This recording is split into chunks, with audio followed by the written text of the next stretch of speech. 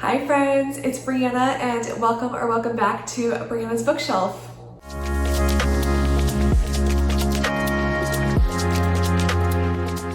So today we are doing 26 books for 2026. This is a trend that's been around for a little while. Last year I did this with 25 for 2025.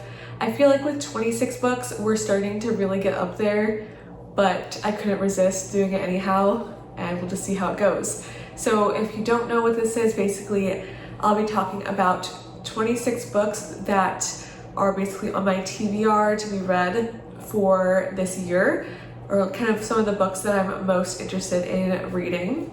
And I already know I will not finish all of these, but I like to get through as many of them as possible. I do have a few different categories, but things are kind of a little bit random, so bear with me. This might be a little bit chaotic.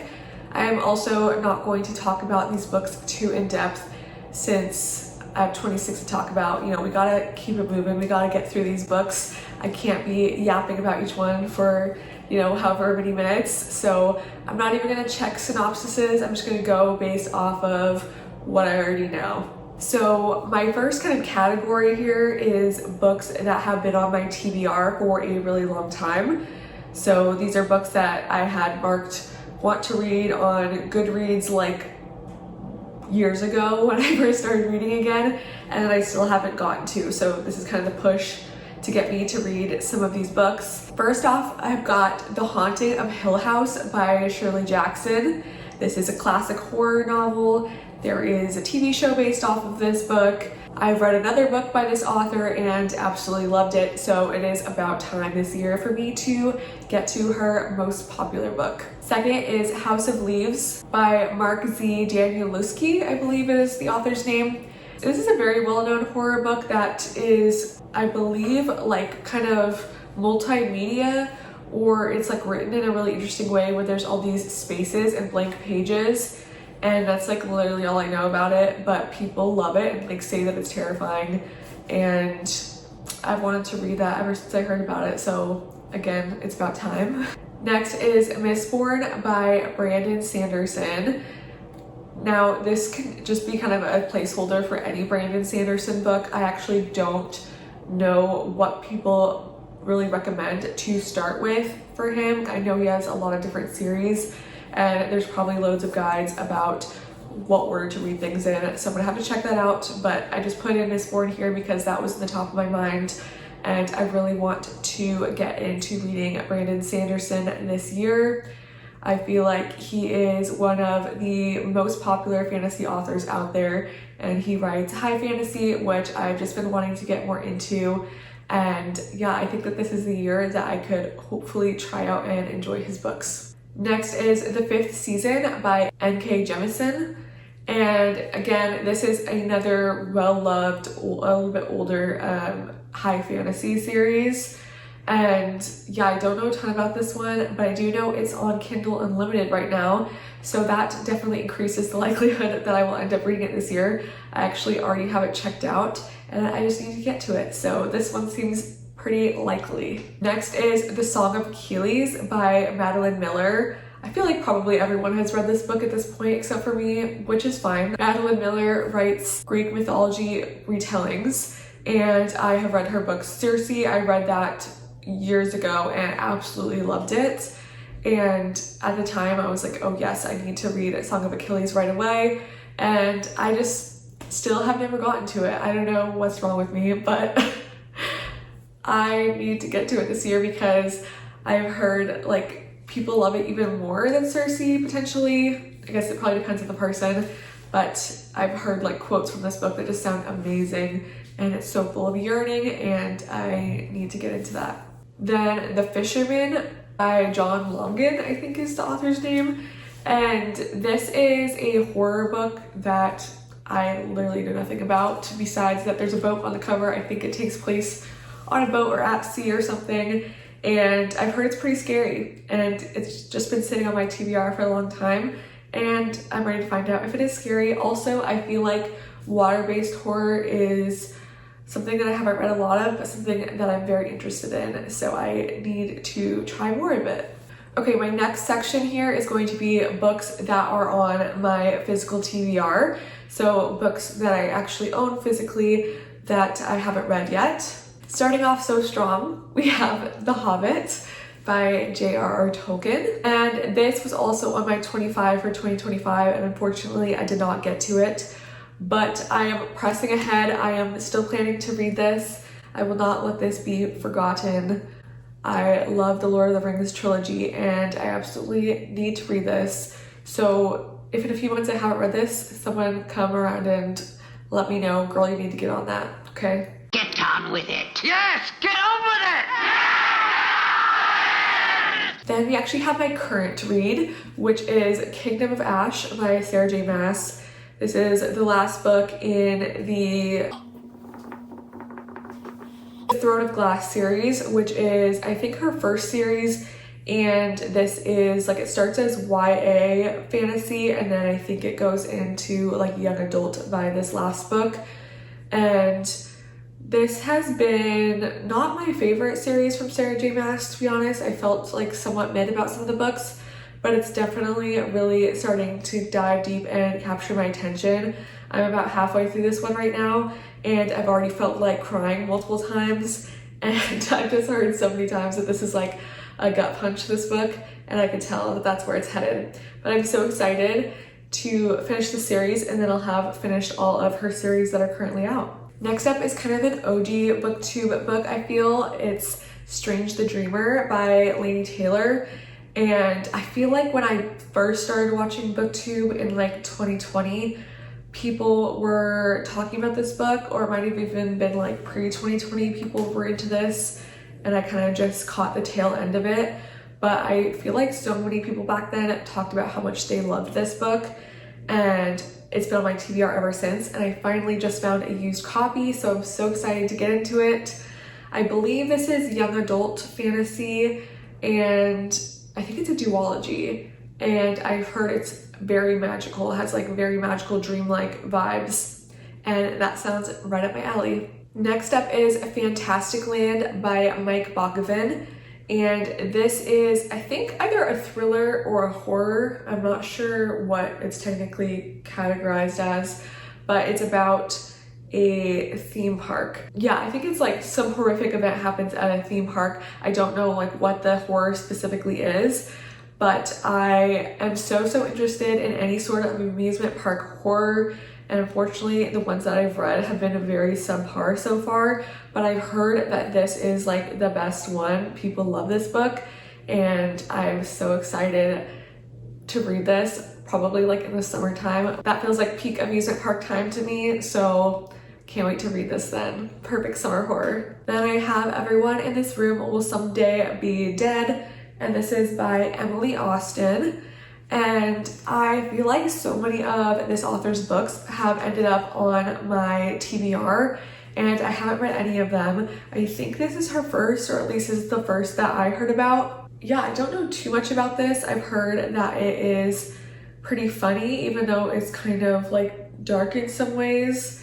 And I think that this is about a lesbian woman who starts to work at a Catholic church, if I'm correct in thinking about that. And that just sounds so interesting, and like it has so much potential to, I don't know, just be kind of like thought-provoking and funny potentially. Next is The Black Hunger by Nicholas Pullen, and I don't know very much about this one, but I have been wanting to read it just based on the cover alone, and I was able to find a used copy. I know this is horror. I think it's medieval horror, and based on like the cover and the title, I am kind of thinking and hoping that this might be cannibalism related.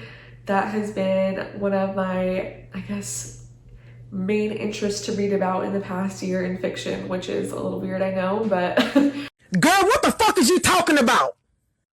I hope that this is cannibalism in it, and I hope that it's a fun time. Then moving into more of my fantasy TBR, I have City of Lies and Legends by Kayla Edwards, and this is the third book in the House of Devils series. The first book is City of Gods and Monsters. I feel like I've been talking about this series a lot lately, so I won't go too much into it, but this is urban fantasy romance, and it's like very epic, and I absolutely love the first book, and I'm really enjoying where the series is going, so I can't wait to continue. Then Tempest of Wrath and Vengeance by Melissa K. Roehrich is definitely on my want to read list. This is the third book in the, I think it's called the Legacy series. Yeah, I want to say the Legacy series. And the first book is Reign of Shadows and Endings, which I loved. This is a very, very dark fantasy romance, and I feel like it's been getting a lot of hype recently, but yes, it is very dark, and the romance is very dark.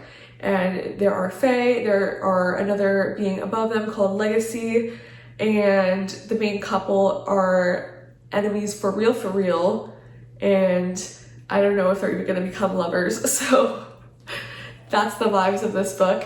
And I think the fourth and final one is now out, so I need to continue and get to that. If I had to pick a most anticipated book off of this whole list, it might just be this one, Katabasis by R F Kuang. I have loved every single book I've read by R F Kuang. This is, I believe, inspired by Dante's Inferno. And while I did not enjoy my reading time with that book, I do love media inspired by it. And so in this book, I believe we have like a little academic rivals to lovers situation, and we have some folks who are traveling to hell or through the levels of hell, and hell is also a college campus. And that's all I've heard, and I just know I'm gonna love this. Like, if I don't love this, that would be crazy. I can like 99% say right now, this is gonna be 5 stars for me. Last but not least on my physical TBR is A Curse Carved in Bone by Danielle Jensen. And this is the second in a fantasy romance duology that is based on Norse mythology. I really enjoyed the first book when it came out, and I think I even gave it 5 stars. I believe that was 2 years ago. And to be honest, I just kind of lost my flow with the series because I haven't picked this one up for so long that I don't feel like I really remember what happened or feel the most excited, to be honest, but I need to finish it and read it, and I already have this. So I'm hoping that I can get back into it and enjoy it as much as I did the first one. Then I have a little small section of books that I would like to reread. And I don't know if this is cheating to put rereads on my 26 for 2026, but I feel like I got more into rereading this past year, and I had so much fun with the few books that I did reread. So I want to continue with that going forward, and I'm picking out some books now that I want to prioritize for that because I love them so much and I'm so excited to revisit them. The first one is The Secret History by Donna Tart. This is like the textbook of dark academia basically, and I feel like it's a little bit basic perhaps, but I loved this book. When I read it, it was incredible. I think I read it 2 years ago, but I'm already ready to read it again. I feel like it's just so flawless in terms of dark academia. If you like that genre, it's incredible, and it does read a little slowly, but it's just so perfect, and I cannot wait to read this again. Then I have The Library at Mount Char by Scott Hawkins. I feel like I don't see much about this book on BookTube or really on the internet. I actually read this, I think in like 2018 or 2019, before I had really gotten back into reading, and I remember picking up at my college bookstore, and I was just intrigued by the cover and didn't know anything about it. And then I honestly don't remember much about the plot, except that I remember thinking it was like the weirdest book I'd ever read and having so much fun with it. And it's just like super bizarre and really random from what I remember, but I had so much fun and it was so unique. And now I'm like remembering how much fun I had reading this the first time, but I'm like, but what happened now? I want to know, like, why did I have so much fun reading this? What is even the plot? So this is one that's a long time coming as a reread because I don't even remember the plot anymore, but I'm so excited it'll be like reading it for the first time again. And then my last potential reread is The Wind in the Willows by Kenneth Grahame. And I think I had this on like my winter TBR or something. I talked about this in another video, but this is just so cozy and kind of follows this village of animals. I read this actually when I was in high school, So I feel like it's been more than long enough to revisit it.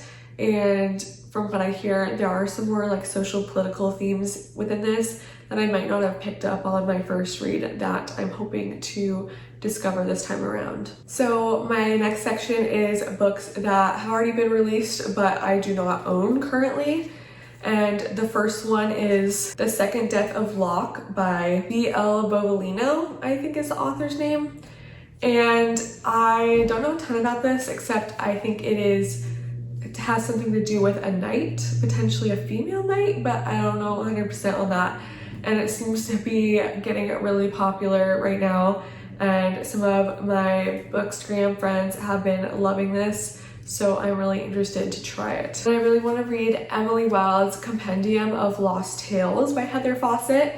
And this is going to be the third and final book in the Emily Wilde series. And I have really enjoyed the book so far. I feel like it is a very fun, like cozy fantasy romance kind of vibe that very much focuses on like the academic study of fairies, which is very fun and wholesome, and I'm excited to continue. Next is Hollow Heathens by Nicole Fiorina. I've heard some good things about this, especially around October time. I was hearing people say that this book is super like gothic romance vibes. I think it's fantasy, but I don't know for sure. And yeah, it sounds like it's very Halloween-y. I don't know like what that means or anything else about it, but that's my favorite holiday. So, and I love like spooky gothic and romance vibes, so I'm here for it. Another one I've heard about for a while now is Fairytale by Veronica Lancet. And this is a hard book to describe from what I've heard. It sounds like it's a mix of a lot of different genres. Like there's fantasy, romance, there's also like murder, mystery, and thriller aspects, I believe. And I've heard it's actually kind of confusing to read and that the author almost kind of tricks you on purpose, which I don't know how I feel about that. But you know, I love a weird book, so I'm intrigued as to what that means. And I've also heard that the relationship in it is like a true, like, I will love you in every lifetime kind of relationship. And that sounds amazing to read about and so cute and fun. My last little section here is books that are going to be releasing in 2026 and I'm excited to read. This is probably my smallest section. It's just our last three because I honestly haven't delved too much into what books are releasing this year. So I don't have that many on my TBR yet. But what I do have is, of course, coming in at number 24 on the list is Deadbeat by Leigh Bardugo. This is going to be the third and final installment in the Ninth House series. I freaking love Ninth House. And I was like late on the game reading that. I think I first read Ninth House when Hellbent came out and read the two of them like very close together and was obsessed with them. This is actually another one where it's somewhat inspired by Dante's Inferno and there's like this travel to hell element to it. And I love that. And yeah, I've been waiting on the third book for so long, it feels like. And supposedly it's coming out this year, I think, in the fall. So I cannot wait for that. Then book number 25 is Molka by Monica Kim. And I've heard that this is a horror about kind of like surveillance cameras in South Korea and that this is some sort of like social phenomenon of people kind of having these like voyeuristic tendencies with these security cameras. I think that's what it's about. And anyhow, I really enjoyed The Eyes Are the Best Part by Monica Kim. So I'm just really excited to read whatever she comes out with next. And at number 26, we have Japanese Gothic by Kylie Lee Baker. And I honestly know next to nothing about this one, but Bat Eater by Kylie Lee Baker was on my best of 2025 list. So of course I'm gonna read whatever she comes out with next and we'll find out what it's about later. Okay, those were the 26 books that I want to read in 2026. It shall be seen in the future how many of these I get to. But right now I'm feeling pretty hopeful and excited about all of these. Thanks everyone for sticking around and watching, and I hope you have a good rest of your day. Bye friends.